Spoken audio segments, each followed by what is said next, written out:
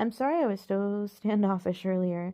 I just hate that each year more subjects with hope and talent are ripped from their families for, well, you know now.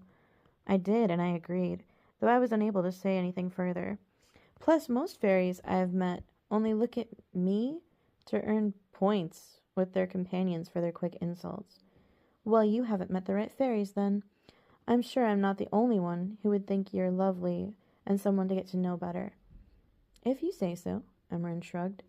Silence fell again as we approached the palace, and Emerin squeezed my hand in silent alliance.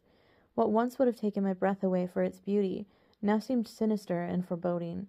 The large steel gates opened with a sickening creak, revealing the towering marble palace behind them. Its many domes were silhouetted against the starlit sky, and I could hear the rush of multiple fountains as we passed behind the thick palace wall.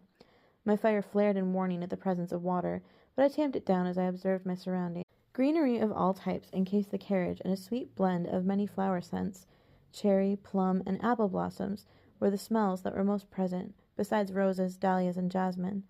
The carriage came to a halt, and my breath caught in my throat as panic closed my airways. I felt like I could drown in a sea of sweet smells around me. I tried not to let my fear win. I used my air magic to disperse the overwhelming stench of sweetness and took a deep breath.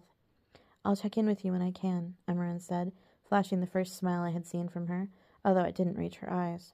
She squeezed my hand as she left the carriage to help the princesses inside the palace. I felt somewhat reassured, since she had a friend to help me, but my magic still felt like it was backed into a corner, and as a fire fairy, I knew that could mean that I was at risk of making a major mistake and lashing out. Danger pricked like needles down my back. I swallowed against the rising bile in my throat.